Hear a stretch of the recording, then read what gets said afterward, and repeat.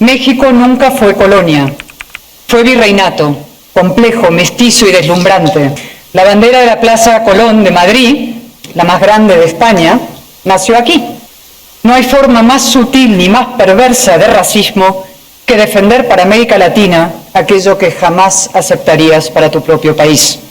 La soberanía empieza en algo mucho más elemental: poder salir a la calle sin pedir permiso a un criminal, poder abrir un negocio sin pagar extorsión, poder publicar una verdad sin calcular su coste en sangre, poder votar sin que nadie haya decidido ya el resultado en un despacho sin ventanas. La soberanía es lo primero que siempre hay que defender. De hecho, para eso he venido, para acompañar a mis amigos Ricardo y Ninfa en la cita anual más importante del Grupo Salinas, para conversar con ustedes, verdaderos protagonistas de esta jornada, pero sobre todo para una tarea política y moral que me parece esencial.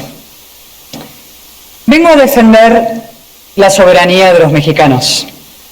La soberanía de los mexicanos frente a sus verdaderos enemigos, que no son exactamente los que señala el gobierno de México, que no están en capitales extranjeras, sino dentro del país, y que avanzan implacables. Son tres. Vamos a desenmascararlos, para combatirlos y derrotarlos, pero antes un preámbulo. La palabra soberanía está hoy de moda en México. En realidad siempre lo ha estado. México es un país orgulloso, de bandera grande. No sé si lo saben, de hecho, una anécdota. La bandera de la Plaza Colón de Madrid, la más grande de España, nació aquí. En una visita a México como presidente, José María Aznar vio la bandera del Zócalo y dijo: yo quiero una igual o más grande. México inspira orgullo, incluso a los demás. Conquistó su soberanía en la independencia, la defendió frente a invasiones extranjeras y hasta la convirtió en doctrina, la doctrina Estrada. A este hondo y arraigado sentimiento nacional se unen algunas circunstancias. México sabe lo que significa tener un vecino que pesa mucho y pisa fuerte. Y sabe también lo que significa ser mirado con condescendencia. No me refiero a una mirada colonialista. México nunca fue colonia, fue virreinato, complejo, mestizo y deslumbrante. Me refiero a una mirada hipócrita. Es asombroso. Todavía hoy muchos europeos, de izquierdas, defienden para México lo que jamás defenderían para sí mismos: una revolución comunista, un régimen de partido único, una dictadura perfecta. Turistas del ideal, los llamo yo, aunque en realidad habría que llamarlos racistas. Lo dijo nuestro añorado Mario Vargas Llosa hace ya 40 años o por ahí, en un famoso debate con el escritor alemán Günter Grass, y su denuncia sigue vigente. No hay forma más sutil ni más perversa de racismo que defender para América Latina aquello que jamás aceptarías para tu propio país. Como si la libertad o la seguridad fueran lujos reservados a los europeos, como si los venezolanos, los cubanos o los mexicanos no estuvieran preparados para un orden plenamente democrático. ¿Qué quiero yo para España? Libertad, seguridad física y jurídica, separación de poderes, pluralismo político, democracia plena. ¿Qué quiero, por tanto, para México? Exactamente lo mismo. Y por eso les pregunto: ¿qué queda de la soberanía nacional mexicana cuando millones de ciudadanos han perdido la soberanía sobre sus propias vidas? Frente al narcotráfico, frente al poder político, frente a la dependencia económica. La soberanía no es una bandera, no es un discurso inflamado contra el extranjero, no es un reproche histórico lanzado desde una mañanera. La soberanía empieza en algo mucho más elemental: poder salir a la calle sin pedir permiso a un criminal, poder abrir un negocio sin pagar extorsión, poder publicar una verdad sin calcular su coste en sangre, poder votar sin que nadie haya decidido ya el resultado en un despacho sin ventanas. Un país no es soberano solo porque nadie lo invada, también tiene que impedir que otros poderes lo vacíen desde dentro. Quien amenaza la soberanía mexicana no son los Estados Unidos, no es España y desde luego no es la historia. Hernán Cortés o Isabel la Católica. Lo que amenaza la soberanía de los mexicanos son tres fenómenos o flagelos internos y corrosivos. 1. El crimen organizado. 2. El populismo autoritario. Y 3. La mentalidad de dependencia.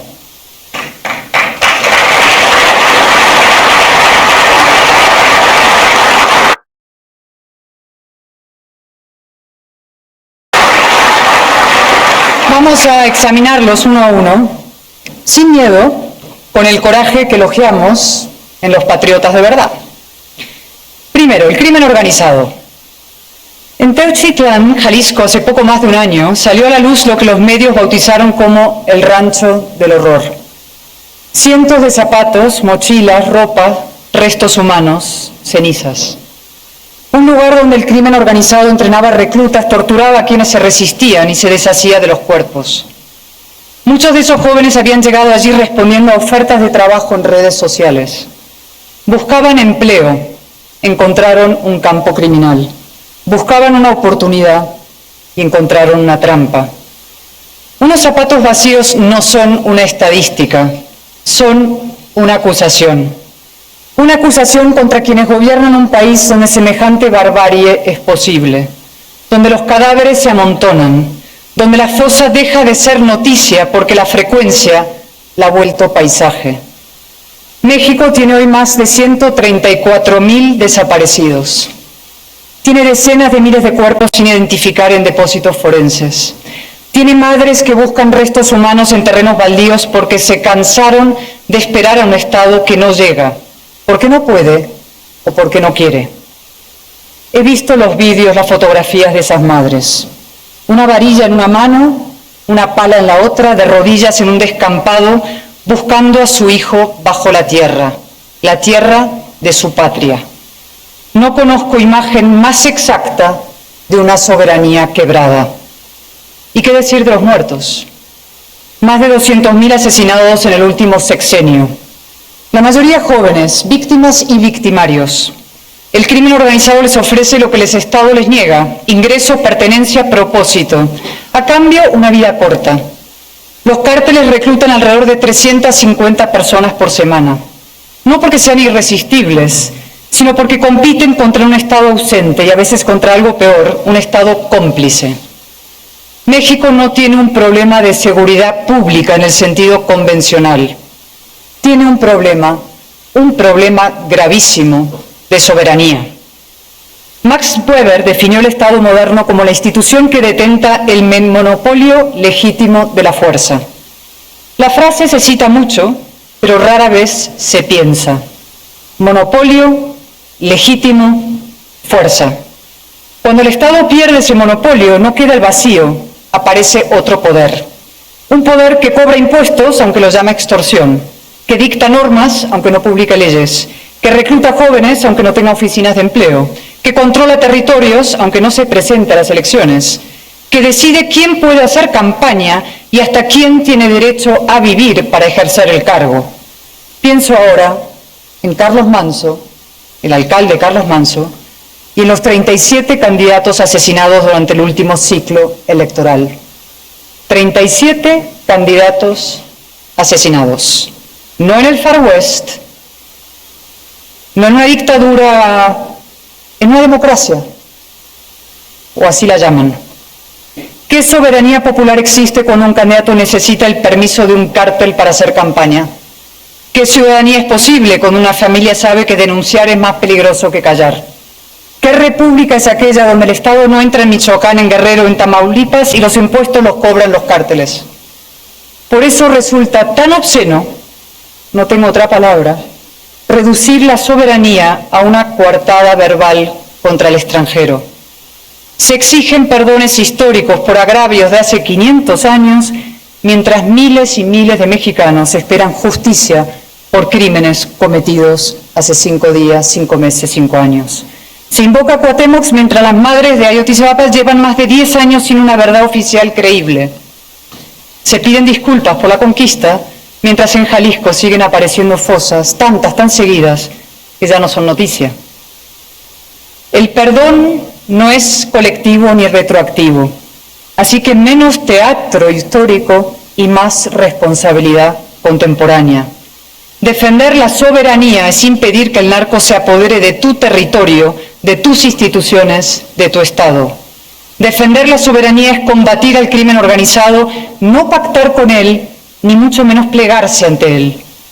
Hablaré, como digo, con claridad por respeto a mis hermanos mexicanos.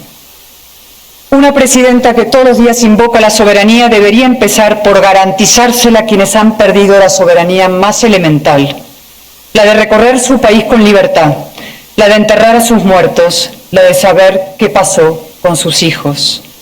La presidenta Sheinbaum insiste en exigirle a España que pida perdón, pero antes debería ella pedir perdón a las madres buscadoras. El segundo enemigo de la soberanía es más difícil de detectar.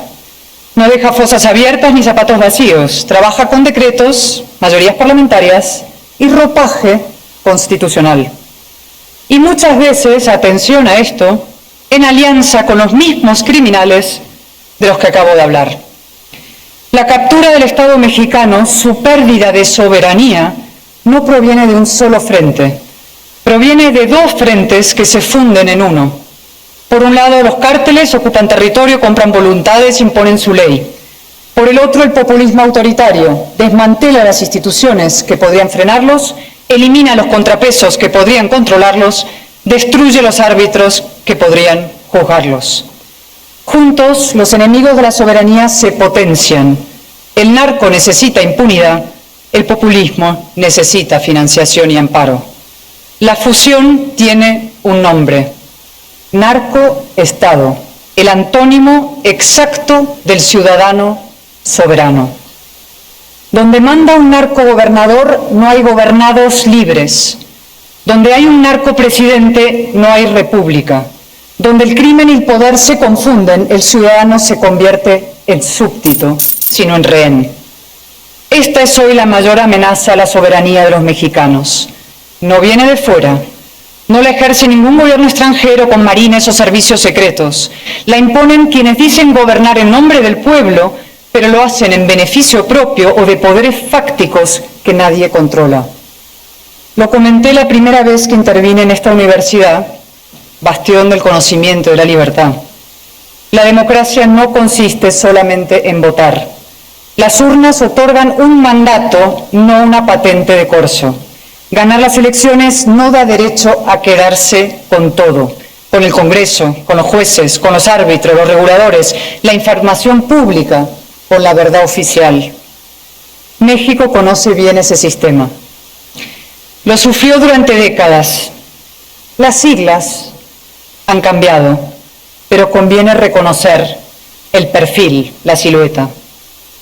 El gran Octavio Paz lo llamó logro filantrópico. Vargas Llosa, la dictadura perfecta. Ese Estado que tutela, protege, concede, abraza, que va ocupando todo el espacio vital de la sociedad para someterla. El ogro no ruge, habla en voz baja, con una cierta cadencia metálica. Esa es su eficacia y su peligro. Primero somete al Instituto Electoral y al Tribunal Electoral. Luego transformaron una mayoría electoral en una mayoría constitucional que los ciudadanos nunca les habían concedido expresamente. Con ella capturaron al Poder Judicial, el último gran contrapeso al poder. Y después siguieron con el resto. Competencia económica, telecomunicaciones, transparencia, protección de datos, derechos humanos. Una institución tras otra, metódicamente, sin estridencias, sin rupturas aparentes. Así avanza lo que un día llamé los burros de Troya a la democracia, con paso lento pero firme. Hay una diferencia entre reformar una institución y someterla. La independencia judicial no existe para proteger a los jueces, sino al ciudadano frente al poder. Sin jueces independientes, el ciudadano no es soberano. Sin organismos autónomos queda completamente desarmado. Seguir el proceso de cerca y con enorme inquietud. En España quieren hacer lo mismo. En junio de 2025, México celebró una elección judicial para renovar 2.600 cargos. Participó el 13% del electorado. Entre los elegidos, incluso una ex abogada del Chapo. ¿Y a esto lo llaman democratizar la justicia? Realmente hay que felicitarles por la sinceridad. Nunca el zorro había sido elegido por votación para cuidar de las gallinas. Sin golpe de Estado, sin tanque en la calle, la democracia mexicana se ha ido vaciando. Queda el nombre, queda la fachada, desaparece la sustancia. Freedom House sitúa a México en 58 puntos sobre 100. Dice parcialmente libre, es decir, solo parcialmente soberano. Sí, a los mexicanos les están robando la soberanía. No una potencia extranjera, insisto, la colusión del crimen y el populismo autoritario.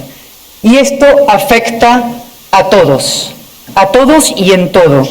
A la niña que cose balones en San Simón, Zahuatlán, y al empresario más poderoso del país. Porque la degradación institucional no se queda en los tribunales, siempre llega a la empresa, al bolsillo. Las grandes agencias de calificación han encendido las alarmas sobre México, no por capricho, porque crece poco, porque gasta mal y porque ha dejado de inspirar confianza. Los mercados no son ideólogos, son cobardes racionales. Cuando se asustan, conviene preguntarse qué han visto que la propaganda oficial oculta. Se lo digo yo. Han visto al ogro filantrópico. El ogro filantrópico ha vuelto. Las mismas garras de siempre, pero ahora con rostro de mujer. La tercera amenaza a la soberanía de los mexicanos es la más silenciosa y quizá por eso también la más peligrosa. No hablo de la ayuda legítima a quien la necesita. Una sociedad civilizada apoya a los vulnerables. Eso no está en discusión.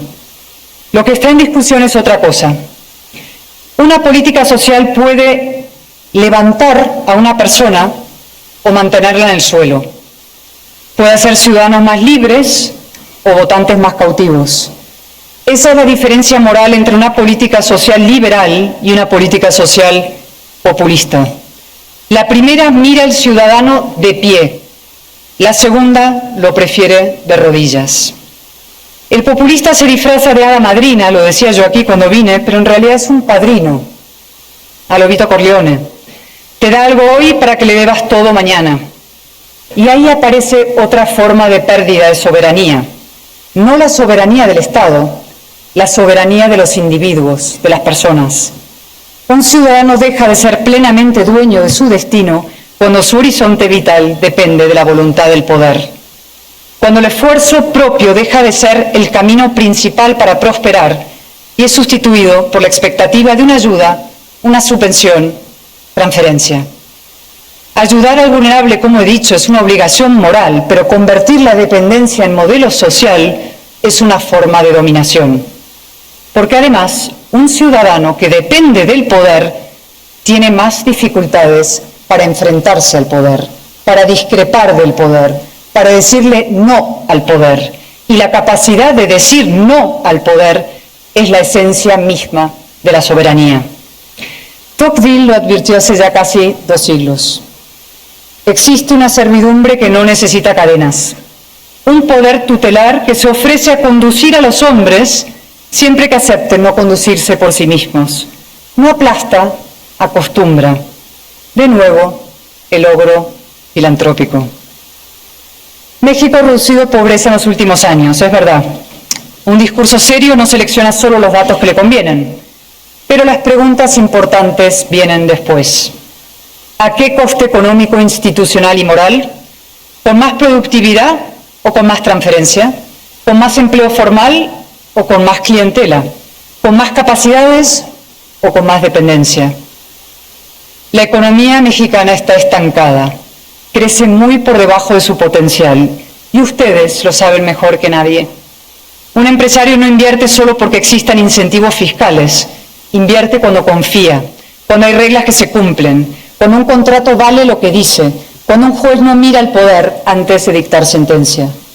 Y un joven no emprende solo porque tenga entusiasmo, emprende cuando percibe que el esfuerzo tiene sentido que el mérito existe, que no todo depende de a quién conoces o a quién le pagas. Lo he dicho muchas veces, sí. El populismo es pan para hoy y hambre para mañana. Y el hambre, cuando llega, no distingue entre quién lo votó y quién no. Sí, he venido a defender la soberanía de los mexicanos, con afecto, con preocupación, pero también con esperanzas. México tiene activos impresionantes, una posición geográfica envidiable, una base industrial formidable, una juventud inmensa, una oportunidad histórica de diversificar vínculos con Europa y una cultura empresarial poderosa, como demuestra esta misma sala. La cuestión no es si México tiene potencia, que la tiene. La cuestión es quién la ejerce y para qué. Y aquí quiero dirigirme directamente a todos ustedes. No vengo a halagarles, vengo a emplazarles. Una parte de las élites económicas de América Latina ha cometido demasiadas veces el mismo error. Creer que puede proteger sus intereses privados mientras el edificio público, es decir, el Estado de la democracia, se cae a pedazos. Creer que basta adaptarse, negociar, esperar, sobrevivir a otro sexenio y cruzar los dedos, y que rece el que reza. Es una fantasía y es una frivolidad. La erosión democrática es implacable. Llega primero el juez, luego el regulador, luego el contrato, luego el crédito, luego la inversión, luego la propiedad y al final a la empresa, a la libertad, al progreso de todos. No hay cuenta de resultados que resista la destrucción del Estado de Derecho. No hay salud económica sin salud democrática.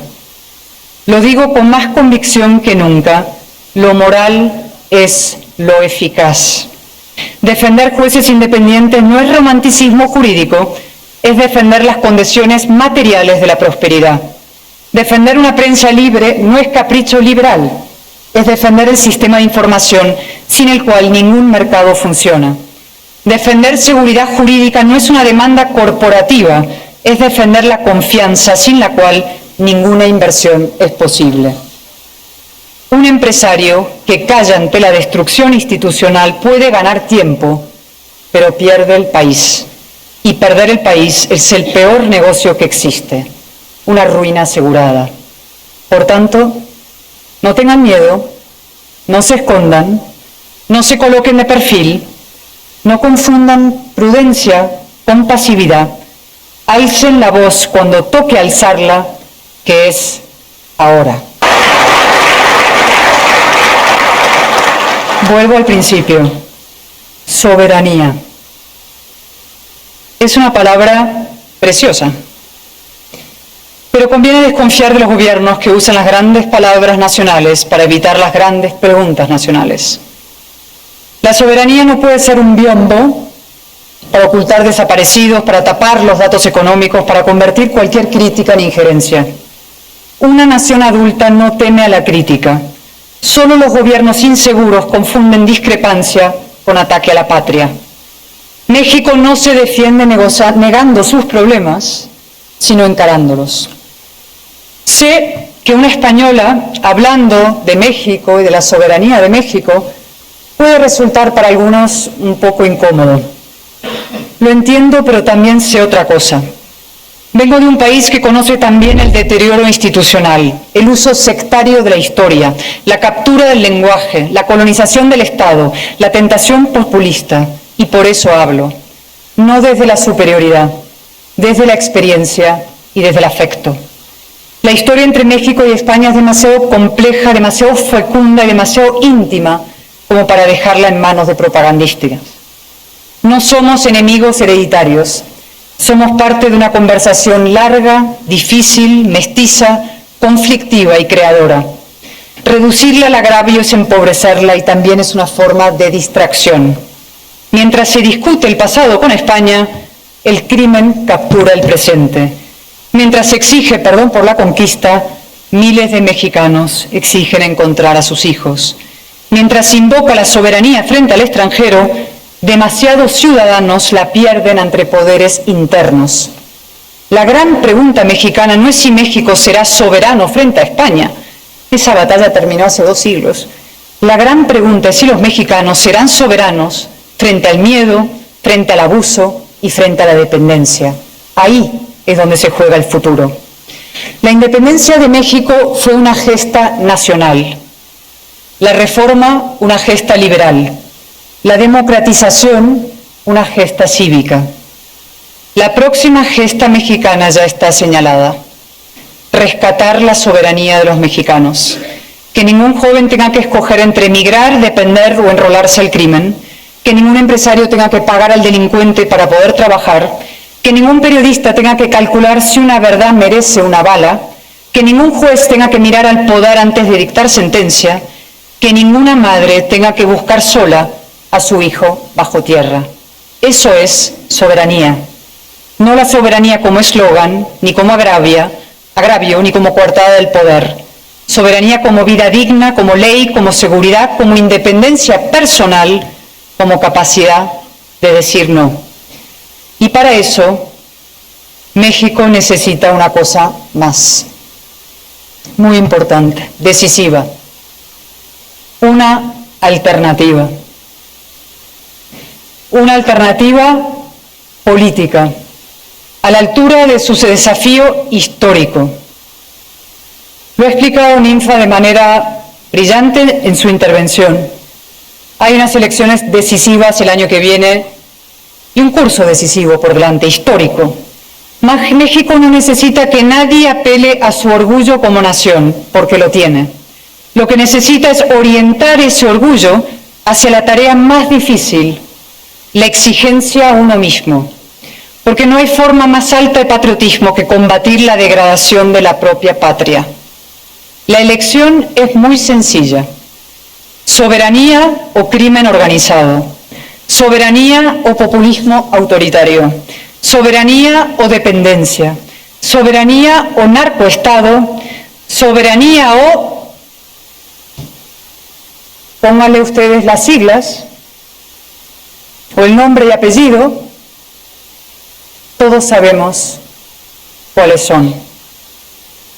Termino donde empecé, en Jalisco, en aquellos zapatos vacíos. ¿Quiénes eran esos jóvenes? ¿A qué aspiraban? ¿Y quién les falló? ¿Les falló el Estado que no llegó? ¿La economía que no los empleó? ¿La política que no los representó? Y también, sí, se fallaron a sí mismos, porque la responsabilidad individual existe y es la base de la libertad. Esos zapatos son una acusación, pero también una pregunta. ¿Qué haremos nosotros?